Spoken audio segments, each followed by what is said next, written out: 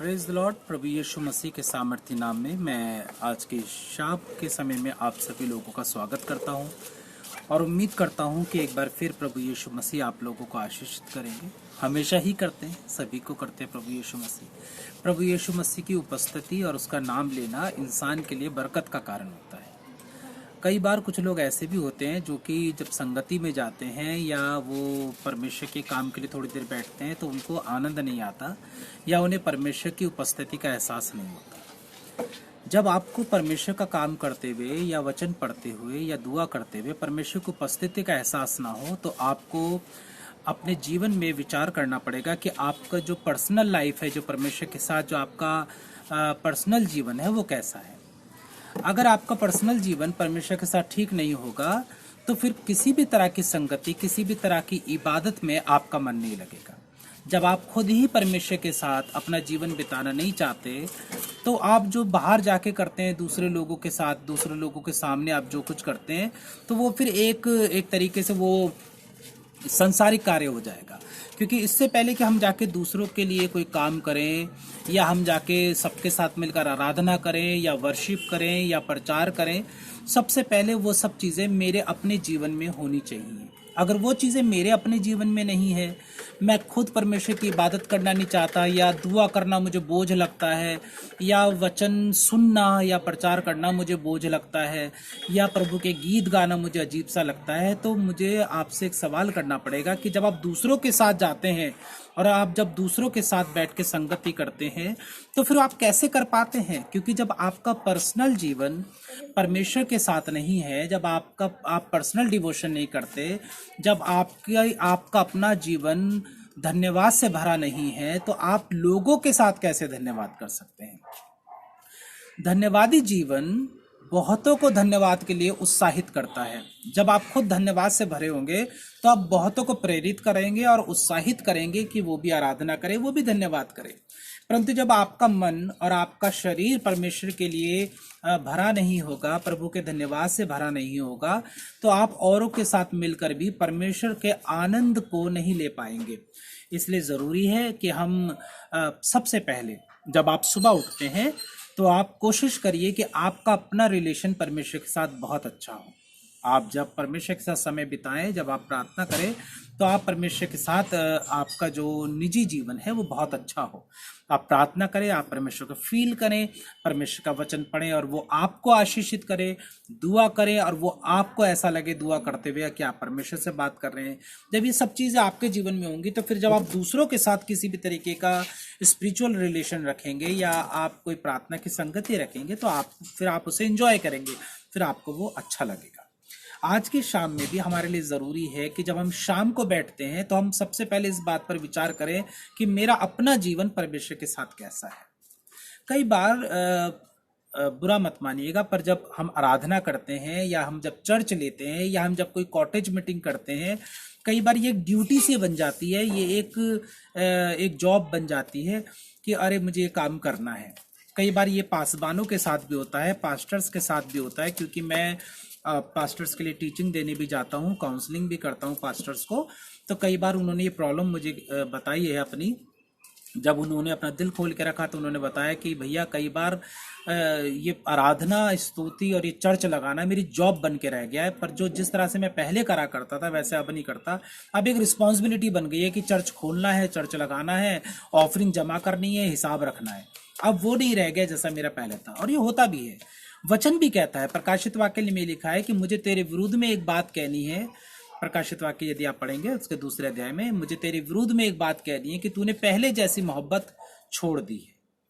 तो आपको अपने आत्मिक जीवन पे और अपने पर्सनल जीवन पे जो परमेश्वर के साथ है उस पर आपको विचार करना है कि आप किस तरीके से प्रभु के साथ चल रहे हैं, ताकि आप जो कार्य प्रभु का करें। अब मुझे ये नहीं पता आप कितना बड़ा करेंगे, ज़रूरी नहीं है बड़ा करें, आप 1 घंटे दुआ करें या 4 घंटे बैठकर बाइबल ही पढ़ते रहें, वो आपके पर्सनल मैटर है, उसमें मैं आपसे डिस्कस नहीं करूँगा। लेकिन जो कुछ भी करें, चाहे आप 5 मिनट की दुआ करें, आपका रिलेशन परमेश्वर के साथ अच्छा होना चाहिए। जब आपका रिलेशन परमेश्वर के साथ अच्छा होगा तो 1 मिनट की दुआ भी बहुत होती है। और अगर रिलेशन ही ठीक नहीं है तो आप 3-3, 4-4 घंटे भी चिल्लाते रहेंगे तो खुदा नहीं सुनेगा। पर अगर आपका रिलेशन प्रभु के साथ बहुत अच्छा है तो आप बिना आंख बंद किए भी पुकारेंगे तो परमेश्वर आपकी प्रार्थनाओं को सुन लेगा। परमेश्वर के साथ हमारा प्रार्थना करना, परमेश्वर के साथ वचन की बात करना, परमेश्वर के साथ गीतों को गाना, ये एक रिलेशनशिप है। ये कोई जॉब नहीं है, ये कोई धर्म नहीं है कि हम ईसाई हैं तो कर रहे हैं। ये एक रिलेशनशिप है परमेश्वर, एक पिता और पुत्र का रिलेशन है। वो हमारे पिता है, हम उसके पुत्र हैं, या यूं कह लीजिए वो दूल्हा है, हम उसकी दुल्हने हैं। तो ये एक रिलेशनशिप है, और अगर हम इसको गाढ़ा नहीं कर पाएंगे तो फिर हमको इबादत करना बोझ लगेगा, फिर मजा नहीं आएगा। आज की शाम के लिए एक प्यारा सा गीत मैं आप लोगों के लिए लेके आया हूँ, और मैं चाहूंगा आपके साथ इस गीत को मैं आनंद के साथ गा सकूं। इसने मुझे बहुत आशीषित किया है। ये आज का गीत नहीं है, बहुत पुराना गीत है, लेकिन जब आप इस गीत को मेरे साथ थोड़ी देर गुनगुनाएंगे तो आपको बड़ी बरकत मिलेगी। और मैं चाहता हूँ आपको बरकत दूं, क्योंकि जब परमेश्वर के गीतों को हम आनंद के साथ गाते हैं तो बहुत अच्छा लगता है। प्रभु के गीत गुनगुनाना आपकी ज़िंदगी को आशीषित करेगा। आप बहुत बिजी होंगे, आपका टाइम बहुत बिजी होगा, लेकिन थोड़ा समय निकालिएगा ताकि आप परमेश्वर के साथ संगति करें, उसके गीतों को गुनगुनाइएगा ताकि आप उसकी मधुरता को जान सके, उसके प्रेम को समझ सके। यीशु मसीह के बारे में गीत है और ये आपको बरकत देगा। बहता दरिया यीशु मेरा, आ इसमें तू डूब जा, अपने जीवन के सागर की सारी कड़वाहट मिटा। बहता दरिया, बहता दरिया, बहता दरिया, बहता दरिया, बहता दरिया यीशु मेरा, आ इसमें तू डूब जा, अपने जीवन के सागर की सारी कड़वाहट मिटा। बहता दरिया, बहता दरिया, बहता दरिया, बहता दरिया, इस दरिया में जो भी बहता साहिल उसको मिल जाए, दुख संकट से ना घबराए, खुशियों से वो खिल जाए, जीवन बख्शे जहाँ जहाँ भी पहुँचाए दरिया। बहता दरिया, बहता दरिया, बहता दरिया, बहता दरिया, बहता दरिया यीशु मेरा, आ इसमें तू डूब जा, अपने जीवन के सागर की सारी कड़वाहट मिटा। बहता दरिया, बहता दरिया, बहता दरिया, बहता दरिया, है कल की दाहिनी तरफ से जीवन जल बहता जाए, पीने वाला उस पानी के रूह के जल से भर जाए, जीवन बख्शे जहाँ जहाँ भी पहुँचाए दरिया। बहता दरिया, बहता दरिया, ओ बहता दरिया, बहता दरिया, बहता दरिया, ओ यीशु मेरा बहता दरिया, बहता दरिया, ओ यीशु मेरा बहता दरिया। कह सकते हैं आप भी, बहता दरिया, ओ यीशु मेरा बहता दरिया, बहता दरिया, ओ यीशु मेरा बहता दरिया। ये दरिया है जिंदा लहू का, आज तू भी नहा ले, तुझे पुकारे लहू यीशु का, किरमजी पाप धुला ले, जीवन बख्शे जहाँ जहाँ भी पहुँचाए दरिया। बहता दरिया, बहता दरिया, ओ बहता दरिया, बहता दरिया, बहता दरिया यीशु मेरा, आ इसमें तू डूब जा, अपने जीवन के सागर की सारी कड़वाहट मिटा। बहता दरिया, बहता दरिया, बहता दरिया, बहता दरिया, बहता दरिया। ओ यीशु मेरा बहता दरिया, कहिए बहता दरिया। ओ यीशु मेरा बहता दरिया, बहता दरिया, बहता दरिया। ओ यीशु मेरा बहता दरिया, बहता दरिया। ओ यीशु मेरा बहता दरिया, ओ यीशु मेरा बहता दरिया। हाँ यीशु मेरा बहता दरिया। वो औरत आके यीशु मसीह से कहने लगी कि तू प्यासा है, ला मैं तुझे पानी पिलाऊं। तो यीशु ने उससे कहा, अगर तू जानती कि मैं कौन हूं तो तू मुझसे मांगती और मैं तुझे जीवन का जल देता। यीशु मसीह वो बहता जल का सोता है जिसको पीने के बाद कोई प्यासा नहीं रहेगा। यीशु ने उस स्त्री से कहा, ये पानी जो तू पी रही है तो फिर प्यासी होगी, परंतु जो जल मैं तुझे दूंगा उसे पीने के बाद तो फिर कभी प्यासी ना होगी। यीशु मसीह बहते जल का सोता है। उसके पास आने वाले ना भूखे रहते न प्यासे रहते हैं। वो एक ऐसा जल है जो सेंत मिंत में मिलता है और इंसान को तृप्त करता है। आपकी सकूनत, आपकी तसल्ली, आपका आराम यीशु मसीह के नाम में छुपा है।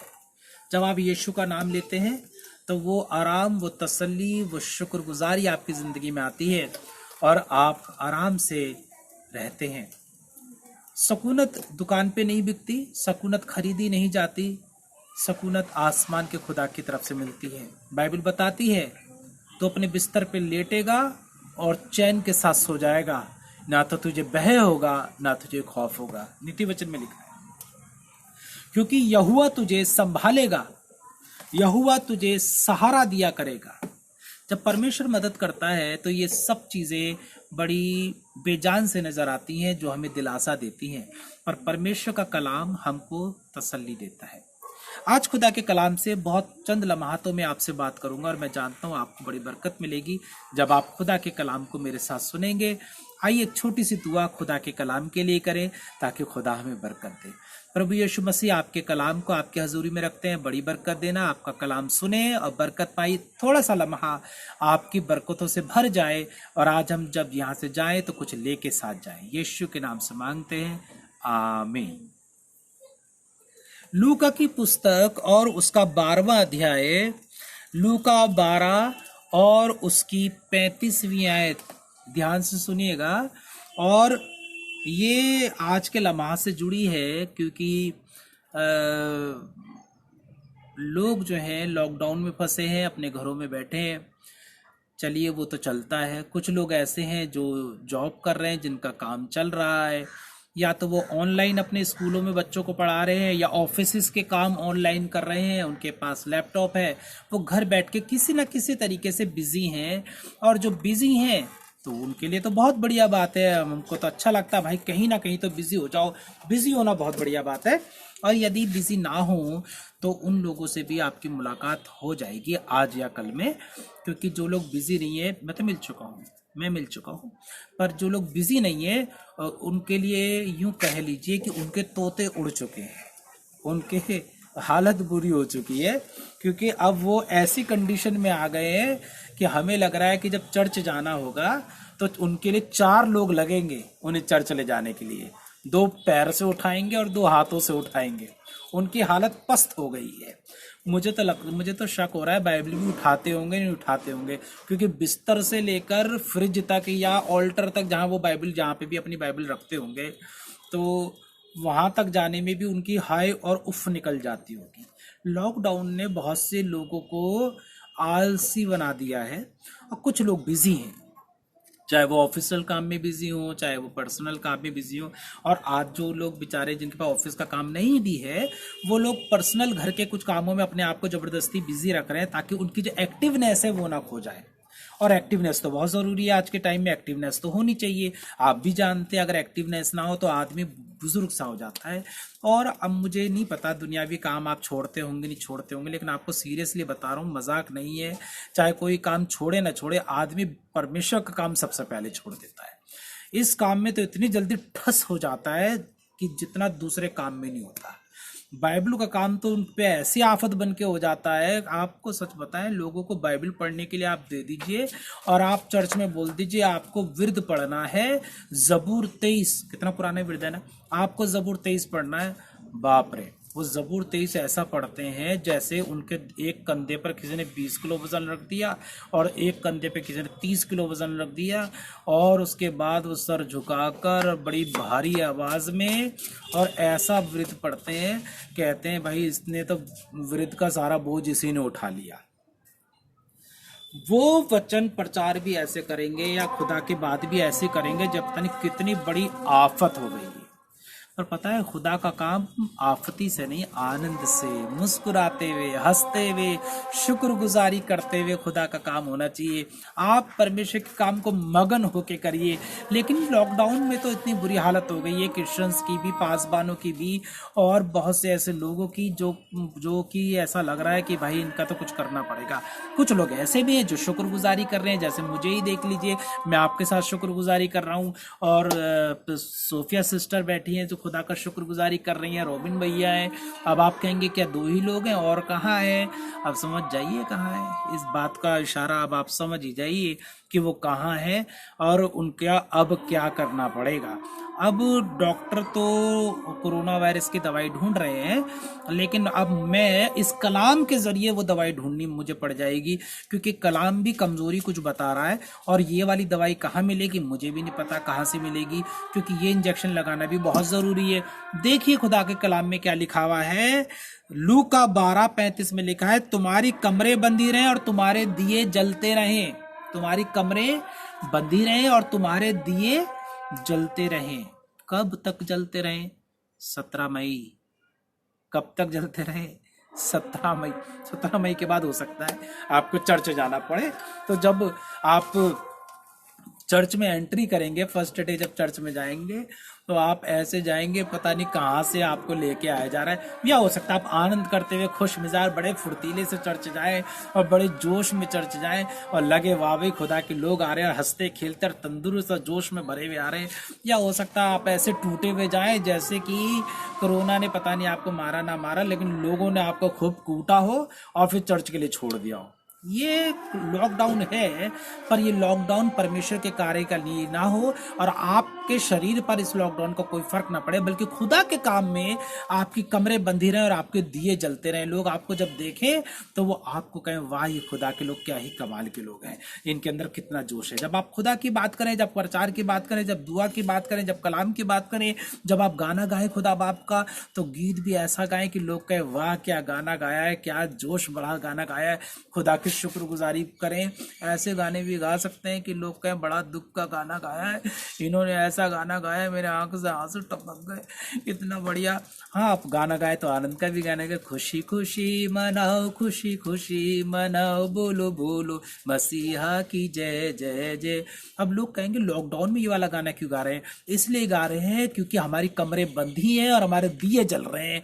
बुझे में नहीं है, बुझे दिए वाले, बुझे वाले क्रूस पे कुर्बान है, वो मेरा मसीहा है। कोई कहता भैया क्रूस वाला गाना क्यों गा रहे हैं? भैया लॉकडाउन की हालत वही हो रही है जैसे किसी ने हमें 2 महीने के लिए क्रूस पर टांग दिया है और लग रहा है मोदी जी ने हमें क्रूस पर टांग दिया, अब 17 मई के बाद क्रूस से उतरेंगे। ऐसा कुछ नहीं है। हम खुदा के लोग हैं और हम खुदा के लोग जोश में भरे हुए हैं, इसलिए हम लोग दुखी नहीं हैं, हम आनंदित हैं। और खुदा का कलाम कह रहा है तुम्हारे दिए जलते रहे और तुम्हारी कमरे बंदी रहे। और यूं लिखा है, और तुम उन मनुष्य के समान बनो जो अपने स्वामी की बाट देख रहे हो कि वो विवाह से कब लौटेगा, कि जब वो आकर द्वार खटखटाए तो तुरंत उसके लिए द्वार खोल दे।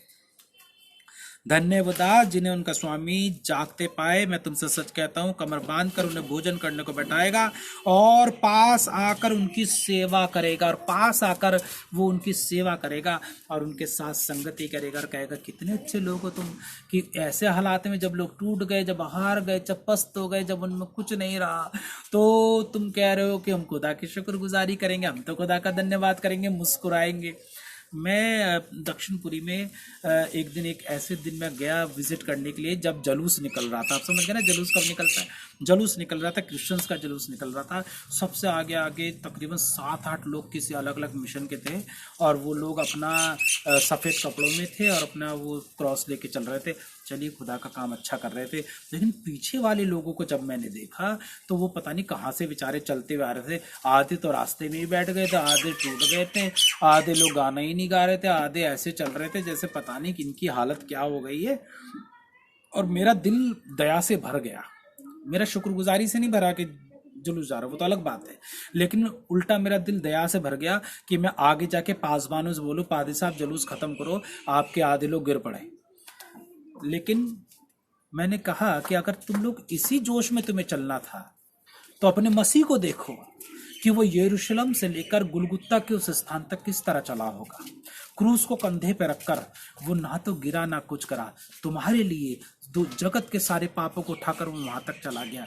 और हमारे दिए बुझ जाते हैं, हमारी हालत खराब हो जाती है। आपको यकीन नहीं आएगा, एक जुलूस में झगड़ा हो गया, और केवल इस बात पे झगड़ा हो गया, जुलूस क्रिश्चियन जुलूस में झगड़ा हो गया, और इस बात पर क्रिश्चियन जुलूस में झगड़ा हो गया कि चर्च के लोगों ने शरबत का बीच में इंतजाम नहीं रखा। जो उनका रूट था उसके बीच में शरबत का इंतजाम नहीं था और खाने पीने का इंतजाम नहीं था। पादरी से झगड़ा हो गया और पादरी पे चिल्लाने लगे। सोचो, यीशु मसीह जब चला था गुलगुत्ता तक तो वहां पे किसी शरबत वाले ने स्टॉल लगाई थी कि यीशु मसीह यहाँ से क्रूस पे से गुजरेगा तो उसे थोड़ी शरबत पिला देंगे, या खाने पीने की कोई स्टॉल थी वहां पर आपका यीशु मसीह भूखा प्यासा गालियां खाता हुआ और कोड़े खाता हुआ वहां तक गया। हम लोगों के दिए बुझ जाते हैं। आज चर्च की इबादत हो जाए 2 घंटे की और आपका पासबान इबादत कर ले, उसके बाद चाय का इंतजाम न करे तो पादरी पे कलीसिया खिसियाने लगती है कि कैसा पादरी है, इसने चाय तक का इंतजाम नहीं करा। या 2 घंटे का चर्च हो गया, पादरी ने चाय तक नहीं पूछी। या गुड फ्राइडे का चर्च हो और 3 बजे का चर्च हो और 3 बजे खत्म हो चर्च, तो 4 बजे जाते हैं, बाहर जाते ही देखते हैं पादरी ने चाय का इंतजाम नहीं करा, बिस्कुट का इंतजाम नहीं करा, पापे का इंतजाम नहीं करा। चाय हो और पापे ना हो तो झगड़ा, और पापे हो चाय ना हो तो झगड़ा, और पापे चाय हो और बिस्कुट ना हो तो झगड़ा। बड़ी आफत हो जाती है पासबान के लिए। पादरी कहता है ये इबादत करने आए थे, पापे बिस्कुट खाने आए थे। तो कई बार पता है क्या होता है, हमारे दिए बुझ जाते हैं, हमारी कमरे ढीली पड़ जाती हैं, हम मालिक के लिए कुछ नहीं करते, हम अपने खाने पीने के लिए करते हैं। तभी तो यीशु मसीह कहने लगा तुम मेरे पीछे खाने पीने आते हो, खाने पीने आते हो। खुदा के लोग अपनी कमरे ढीली मत करिए और हल्के मत पड़िए। कहिए खुदा बाप, रोटी पानी और दुनिया की चीजें मुझे तेरे पास आने से नहीं रोकती, और ना ही मैं खाने पीने के लिए तेरे पीछे आता हूँ, बल्कि इसलिए तेरी इबादत करता हूँ क्योंकि तू मेरा जिंदा खुदा है। अगर तू मुझे खाने को देगा तेरा शुक्र करूंगा, और तू मुझे खाने को नहीं देगा तो भी मैं तेरा शुक्र करूंगा, क्योंकि परमेश्वर का राज्य खाना पीना नहीं है। ये बाइबल में लिखा है, मेरा नहीं डायलॉग, ये मैं नहीं कह रहा हूं, ये डायलॉग मेरा नहीं है, बल्कि बाइबल में लिखा है कि परमेश्वर का राज्य खाना पीना नहीं है। आप परमेश्वर के जोश में भरे रहिए, खुदा की शुक्रगुजारी करिए, क्योंकि आसमान का खुदावंद आपसे प्यार करता है, आसमान का खुदावंद आपसे मोहब्बत करता है। जब आप आसमान के खुदा से मोहब्बत करते हैं तो आपका जोश कहाँ है? आप गाने कैसे गा रहे हैं? आप क्यों उदास हैं? आप क्यों ढीले हैं? आप क्यों हारे हुए हैं? बाइबल में लिखा है पौलुस और सिलास के लिए बंदी गृह के अंदर जब उनके पैरों में काट ठोक दी गई थी, जब उनको खूब पीटा गया था, तो क्या हालत होनी चाहिए थी? कर्राने की आवाजें आनी चाहिए थी, दर्द की आवाजें आनी चाहिए थी, चिल्लाने की आवाज आनी चाहिए थी। क्या कर रहे थे वो? शुक्रगुजारी। उनकी कमरें बंदी थी और उनके दिए जल रहे थे और वो जाग रहे थे, चौकन्ने थे अपने खुदा के लिए और शुक्रगुजारी कर रहे थे। फरिश्ता आया, सारी बाड़ें खुल गई और उनके सारे दरवाजे खुल गए, क्योंकि वो पौलुस और सिलास उस समय हारे नहीं थे, टूटे हुए नहीं थे, बल्कि खुदा की शुक्रगुजारी कर रहे थे। आपकी शुक्रगुजारी कैसी है? क्या आप डर गए? क्या आप हार गए? क्या आप थके हारे बैठे हैं? क्या आप कह रहे हैं खुदा हम क्या करें, हमारे बस की बात नहीं है, हम नहीं कर सकते, हम तो थक गए खुदा, हमारे पास खाने को नहीं है, हमारे पास पीने को नहीं है, लॉकडाउन हो रखा है, हम दुआ करें तो कैसे करें? दुआ भी कर रहे हैं तो बड़े टूटे हुए दुआ कर रहे हैं, जोश नहीं है दुआ के अंदर। जब चर्च में खड़े होते हैं, चर्च में 300 लोग होते हैं, आपको सच बात पता है, अजीब बात है, कई बार चर्च में भीड़ देखकर भी लोगों का जोश जाग जाता है। यहाँ तक कि जो सामने गाना करवा रहा होता है, अगर उसके सामने एक आदमी खड़ा होगा तो गाना बड़ा, चलिए आज एक कोई सा गाना कौन सा गाएं, चलो आज यही गाना गा लेते हैं, अब एक ही तो चर्च में आदमी आया है, क्या गाना गाए, आइए आज छोटी सी दुआ करेंगे और आज छोटा सा ही कलाम दे लेंगे, आज चर्च में ज़्यादा लोग तो आए ही नहीं है। और जब चर्च में ज़्यादा लोग आते हैं तब कहते हैं आज 2 एक्स्ट्रा गाने गाएंगे, आज 2 एक्स्ट्रा गाने गाएंगे और आज हम लंबा प्रचार करेंगे, आज चर्च में ज़्यादा लोग आए हैं। तुम्हारी इबादत किसके लिए है? हम परमेश्वर की इबादत करते हैं, हम शुक्रगुजारी परमेश्वर की करते हैं, हम लोगों के लिए नहीं करते। बाइबल में लिखा है, जो अध्याय में पढ़ रहा हूँ लूका उसका 12वां अध्याय और उसकी 35वीं आयत, कि तुम्हारी कमरें बंधी रहे, तुम्हारे दिए जलते रहे, चाहे तुम्हारे चर्च में 1 आदमी खड़ा हो, चाहे तुम्हारे चर्च में 1 लाख आदमी खड़ा हो। तुम्हारी इबादत में फर्क नहीं आना चाहिए, तुम्हारे दुआ करने के तरीके में फर्क नहीं आना चाहिए।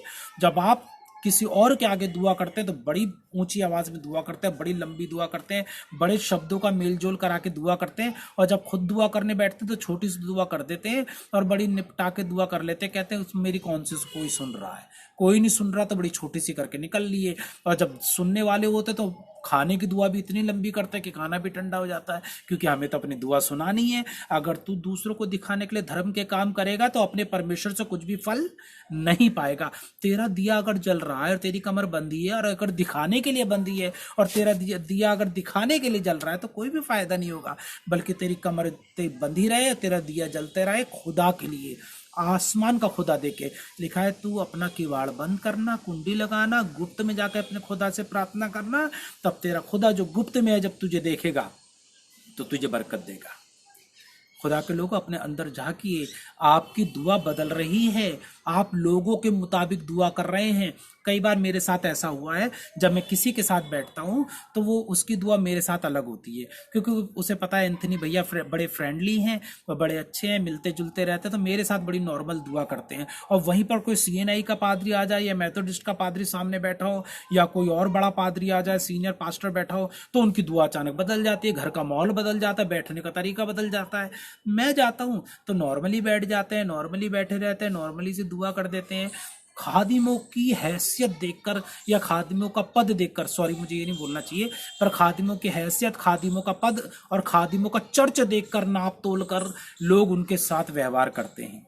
मेरा चर्च छोटा सा है, 25-30 लोग आते हैं तो लोग मुझे बड़ा लाइटली लेते हैं। वहीं पर अगर किसी के 200 चर्च वाला पादरी आ जाए जिसके चर्च में 100 150 लोग आते हैं तो वहां पर लोगों का व्यवहार, अरे पादरी साहब आगे, पादरी साहब आगे, लोग खड़े हो जाते हैं अपनी जगह पर, अपने अपने सोफे छोड़ देते हैं और फिर वहां कहते हैं भाई से बैठी बैठी बैठी, हम आपके लिए बोलिए, क्या आप क्या बोलिए, आपके लिए चांद तोड़ना है, आसमान से तारे निकालना है। और अगर मैं चला जाता हूँ जिसके चर्च में 25-30 लोग आते हैं तो कहते हैं बैठ जाओ बैठ जाओ, स्टूल दे दो भाई, बैठ जाएंगे, एंथनी भैया बैठ जाएंगे। क्यों? क्योंकि हम लोग कई बार पादरी को पद से या उसके चर्च से इज्जत देते हैं। हम ये भूल जाते हैं कोई पादरी छोटा बड़ा नहीं होता, सब पादरी खुदा के दास हैं, सब बराबर के होते हैं। यही है कमर बंधी रहे और तुम्हारे दिए जलते रहे। आसमान का खुदा देखेगा और कहेगा जो तूने अपने छोटे से छोटे के साथ करा वही तूने मेरे साथ करा। जब तेरे घर में बड़ा पादरी आया तो तू खड़ा हो गया, तूने घर की चादरें ठीक कर दी, तूने बढ़िया खाना पीना बना लिया और उसके इंतजाम के लिए बढ़िया इंतजाम कर लिए। जब तेरे चर्च में एक छोटे चर्च का पादरी आया, एक छोटा पासवान आया, तो उसने उसे टरका दिया, तो उसने कहा कुछ भी पिला दो इसको, तो उसे बड़े हल्के से ले लिया। यही खुदा के खादिम की इज्जत थी। तुम्हारी कमरे बंदी रहे, तुम्हारे दिए जलते रहे, आसमान का खुदा देखता है कि तुम कैसा व्यवहार करते हो। तुम्हारी हरकतों से तुम्हारा खुदा तुम्हें पहचान लेता है। हम लोग खुदा के लोग हैं, हम बदलने वाले लोग नहीं हैं। हम ऐसे नहीं है सुबह कुछ और शाम को कुछ और शाम को कुछ और रात को कुछ। आपको सच बता रहा हूं, बुरा मत मानिएगा, ईसाई लोग बदल जाते हैं। चर्च में कुछ और चर्च से बाहर निकलते कुछ, चर्च के अंदर कुछ उनकी भाषा होती है, चर्च के बाहर उनकी भाषा कुछ होती है। मसीह लोगों में उनकी भाषा कुछ होती है और मसीह लोगों से बाहर निकल के गाली भी बकते हैं, गंदी बातें भी बोलते हैं, उल्टा सुल्टा भी बोलते हैं और दिखाने के लिए दूसरों के आगे हाथ जोड़ के बैठ जाते हैं। मैंने ऐसे लोगों को देखा है अपनी आंखों से और मुझे शर्म आती है। कहाँ बंधी है तुम्हारी कमरे, कहाँ तुम्हारे दिए जल रहे हैं? दूसरों को दिखाने के लिए जल रहे हैं, दूसरों के लिए कर रहे हो तुम लोग। खुदा के लिए क्या लिखा? फिर से याद रखना क्या लिखा खुदा के कलाम में, दूसरों को दिखाने के लिए धर्म के काम मत करना, नहीं तो अपने स्वर्ग के पिता से कुछ भी फल नहीं पाओगे। तुम्हारा स्वर्ग के पिता जीवित परमेश्वर जो है वो ये देखता है तुम्हारा व्यवहार, तुम्हारी मनसा क्या है। मैं खुदा का शुक्र करता हूं कि प्रभु ने मुझे आज तक जितने पासबानों के साथ बैठाया, मैंने उनको वो इज्जत दी जिसके वो लायक है, चाहे वो छोटा हो चाहे वो बड़ा हो, चाहे वो बिशप हो चाहे वो किसी छोटी कलीसिया का पासबान हो। सॉरी टू से, छोटी कलीसिया कुछ नहीं होती, खुदा की सब कलीसियाएं बराबर होती हैं, पर एक संसारिक भाषा में जो बोला जाता है वो वर्ड में बोल रहा हूँ। छोटी कलीसिया का पासबान हो या बड़ी कलीसिया का पासबान हो, इज्जत बराबर की है। चर्च छोटा हो या बड़ा, फिर कह रहा हूँ सॉरी टू से, चर्च छोटा बड़ा नहीं होता, पर दुनियावी भाषा में बोला जाता है चर्च छोटा हो या बड़ा, चर्च चर्च होता है। इंसानी फितरत होती है कि छोटे बड़े की भाषा बीच में लाते हैं। खुदा का घर ना छोटा होता ना बड़ा, खुदा का घर खुदा का घर होता है। इसलिए खुदा के लोगों, आपका दूसरों को देखकर आपका चरित्र ना बदले, दूसरी इबादतों को देखकर आपका चरित्र ना बदले, दूसरे खुदा के खादिमों को देखकर ना बदले। सब खुदा के खादिमों को एक ही इज्जत दीजिए, खुदा के कलाम को एक ही इज्जत दीजिए। अगर कोई खुदा का खादिम जिसके चर्च में 200 लोग आते हैं वो प्रचार करे तो भी खुदा के कलाम को उसी इज्जत से सुनिए, और अगर कोई छोटे चर्च का पादरी मेरे जैसा प्रचार करे तो हमारा भी प्रचार सुनिए, क्योंकि हम प्रचार अपना को ही कर रहे हैं। हम तो यीशु मसीह का प्रचार कर रहे हैं। अगर हम अपना प्रचार कर रहे हैं तो हम हर बात में एंथनी की बात मानो कहते, हम तो खुदा की बात मानो आपसे कह रहे हैं। इसलिए खुदा का कलाम बहुत चुभने वाला होता है। मैंने ज्यादा बड़ी बात आपसे नहीं कही। मैं चाहूं तो आपको इस समय 20 आयत इस कलाम से जुड़ी बता सकता हूं, पर मैं चाहता हूं लूका 12:35 को दोबारा पढ़िएगा और जांचिएगा, अपने आप को जांचिएगा। खुदा मैं कहाँ हूं, किस लेवल पे हूं, कैसा हूं, मेरे अंदर का स्वभाव कैसा है। परंतु ये जान रखो कि यदि घर का स्वामी जानता कि चोर किस घड़ी आएगा तो वो जागता रहता और अपने घर में सींग लगने ना देता। तुम भी तैयार रहो, क्योंकि जिस घड़ी तुम सोचते भी नहीं होगे उसी घड़ी मनुष्य का पुत्र आ जाएगा। तुम नहीं जानते हो कि खुदा कब आएगा, तुरंत खुदा बाप आ जाएगा, तुरंत आसमान का खुदा आ जाएगा। आप सोच रहे होंगे खुदा नहीं आएगा, खुदा आ जाएगा, खुदा आ जाएगा, आपके पास खड़ा होगा। आप कहेंगे खुदा तूने मुझे माफी मांगने का मौका भी नहीं दिया। खुदा आ जाएगा। खुदा आपसे प्यार करता है और वो चाहता है आप बदलो मत। क्या आप बदल रहे हैं? क्या आप लोगों को देख के बदल जाते हैं? क्या आप अपनी कलीसिया में बदल जाते हैं? चर्च में आपका अलग रूप होता है, घर में अलग रूप होता है। मत करिएगा ऐसा। तुम्हारी कमरे बंदी रहे, तुम्हारे दिए जलते रहे, तुम एक जैसे रहो। खुदा जब तुम्हें देखे तो खुश हो कि मेरे बच्चे कितने अच्छे हैं। वो आपसे प्यार करेगा। God bless you. आज के इस वचन को अपने जीवन में रखिएगा और इसे अपनी ज़िंदगी में इस्तेमाल कीजिएगा। खुदा आपको बरकत देगा। आइए मैं दुआ करूं आप लोगों के लिए। अभी मेरे सामने जो फहरिस्त है इसमें कोई प्रार्थना का विषय नहीं आया है, पर मैं प्रार्थना करूंगा रॉबिन भैया के लिए, मुस्कान बहन के लिए और फिलिप भाई के लिए, शंकी भैया के लिए भी प्रार्थना करूंगा। आज वो हमारे साथ जुड़े हैं। सोफिया बहन के लिए तो हम दुआ करते ही हैं, खुदा उनको भी बरकत दे। आइए इन तमाम सुनने वालों के लिए दुआ करें, आंखें बंद करें और शुक्रगुजारी करें। उसके बाद आपसे बात करेंगे। खुदा बाप आपका शुक्रगुजार है आज के समय के लिए। तूने हम सबको बरकत दी, अपने कलाम से नवाजा। मैं बहन सोफिया को आपके हाथ में सौंपता हूँ। इनको, इनके बेटे को बड़ी बरकत दे, आशी को बहुत बरकत दे खुदा बाप। मैं शंकी भाई को आपके हाथ में सौंपता हूँ जो आज हमारे साथ जुड़े हैं, इनको बरकत दे। और खुदा इनके पापा को, मम्मी को, इनके परिवार को बरकत दे। इनकी दोनों बहनों को बरकत दे, तेरा फजल बना रहे। रॉबिन भैया उनकी वाइफ को बरकत दे, उनके बच्चों को बरकत दे, तेरा फजल उनके ऊपर बना रहे खुदावन। और खुदावन नासिर भैया को, अरुण भैया को, निरंजन भैया को, अंजलि बहन को और हमारे चर्च के जितने लोग हैं नाम बनन सबको बरकत दे। खुदावन नासिर भाई ने दरख्वास्त दी थी कि उनकी नौकरी के लिए दुआ करें। खुदावन उनकी तनख्वाह पे कोई फर्क ना आए, उनकी तनख्वाह मिलती रहे, उनको बरकत दे, उनको अपने जलाल में छुपा कर रख। खुदा बाप हम ईवा बहन को तेरे हाथ में सौंपते, जो निखिल भैया की वाइफ है, वो प्रेग्नेंट है। आप उनके साथ रहना ताकि उनका जो महीना चल रहा है खुदावन, वो जो गिफ्ट तू उन्हें देने वाला है उनके संसार में आए तो तेरा शुक्र कर सकें। हम ईवा को तेरे हाथ में सौंपते खुदावन।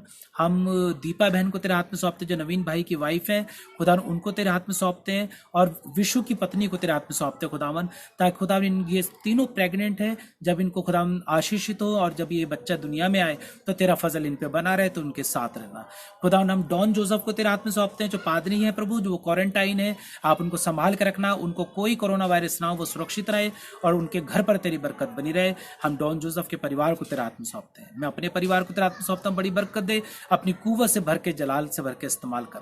मैं अपने सीनियर पासबान पास्टर सिसिल न्यूटन को आपके हाथ में सौंपता हूं प्रभु, और आशीष न्यूटन को तेरे हाथ में सौंपता हूं, टीना न्यूटन को आपके हाथ में सौंपता हूं प्रभु, उनके परिवार को तेरे हाथ में सौंपता हूं। सबको बरकत देना, खासतौर पे सिस्टर शार्ली न्यूटन जिनके पैर में जख्म है उसे ठीक कर दे, पैर बिल्कुल ठीक हो जाए, वो तेरा शुक्र कर सके खुदावन, तेरी बरकत बनी रहे। हमारे बिशप साहब को आपके हाथ में सौंपते हैं, बिशप टोनी को आपके हाथ में सौंपते हैं, बिशप शैलेंद्र दास को, बिशप रॉकी को, बिशप अरुण माइकल को तेरे हाथ में सौंपते हैं, सबको बरकत देना, अपने जलाल से बरकत इस्तेमाल करना। हमारे दिल्ली जोन के सारे सीनियर पासबानों को तेरे हाथ में सौंपते, बड़ी बरकत दे, तेरा फजल, तेरा रहम, तेरा करम उनकी जिंदगी में बना रहे। दिल्ली की सारी कलीसियाओं को, सारे पासबानों को, चाहे वो CNI हो, मैथोडिस्ट हो, पेंटिकोस्टल हो, रोमन कैथलिक हो, सबको बरकत दे। सब चर्चेस को स्ट्रॉन्ग कर। ईसाई प्रभु, ईसाई लोग, विश्वासी लोग, मसीह लोग तुझ में बने रहे, तुझ में बढ़ते जाएं, विश्वास में बढ़ते जाएं, स्ट्रेंथ में बढ़ते जाएं, क्वांटिटी में बढ़ते जाएं, क्वालिटी में बढ़ते जाएं। तेरा शुक्र करें, यीशु मसीह के नाम से मांगते हैं, आमीन।